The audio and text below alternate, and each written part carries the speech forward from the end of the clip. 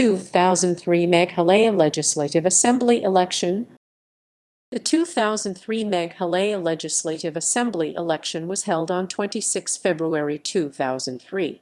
The Northeast Indian state's 7th Legislative Assembly election saw major changes, with 28 sitting members and 2 former chief ministers losing their seats. The election also produced the largest representation for the national party's Indian National Congress (INC). No party won a majority of seats, and despite more than a 5% loss in the popular vote compared to the 1998 election, the INC secured a plurality. Initially, the NCP under leader E.D. Marak attempted to form a government, but failed to secure support for a majority. Subsequently, D.D. Lapang was invited by Governor M.M. Jacob to present a majority, which was successfully achieved through the formation of the Meghalaya Democratic Alliance (MDA) coalition.